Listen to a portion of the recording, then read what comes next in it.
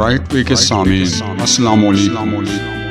آج میں آپ کو ایک کہانی سنانے جا رہا ہوں۔ یہ کہانی ہے ایک خواب کی، ایک لگن قسم کی، استقلال کی، مستقل مزاجی کی اور کبھی ہار نہ ماننے والے جذبے۔ Mark Zuckerberg. جی ہاں، یہ کہانی ہے ایک امریکی لڑکے مارک زکربرگ، جس نے ایک ایسا پلیٹ فارم بنایا جس نے پوری دنیا کو آپس میں جو ہے وہ جوڑ دیا، اور وہ فیس بک کا بانی کہلایا۔ مارک زکربرگ امریکہ کے عام سے گھرانے میں پیدا ہوئے۔ ان کی کم عمری سے ہی کمپیوٹر میں بہت زیادہ دلچسپی، اسکول کے زمانے میں ہی چھوٹے موٹے پروگرام بناتے۔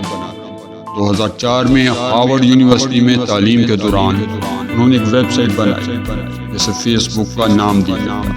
اس ویب سائٹ کا مقصد یونیورسٹی کے طلباء کو آپس میں جوڑنا تھا، لیکن کچھ ہی عرصہ میں یہ ویب سائٹ پورے ہارورڈ میں پھیل گئی اور پھر دیکھتے ہی اس کی شہرت امریکہ بھر اور پھر دنیا بھر میں پہنچ گئی۔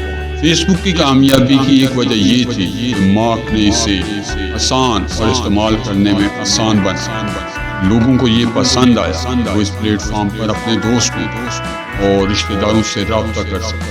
مارک نے کبھی ہار نہیں مانی، انہوں نے مسلسل فیس بک کو بہتر بنانے پر کام کیا اور نئے فیچر شامل کیے۔ آج فیس بک دنیا کا سب سے بڑا سوشل میڈیا پلیٹ فارم ہے، اس کے اربوں صارفین ہیں۔ اس پلیٹ فارم نے لوگوں کو آپس میں رابطے اور دنیا کو سمجھنے کے انداز کو بدل دیا۔ مارک زکربرگ سے ہم نے کیا سیکھا؟ خواب دیکھے، انہیں پورا کرنے کی ٹھان لے۔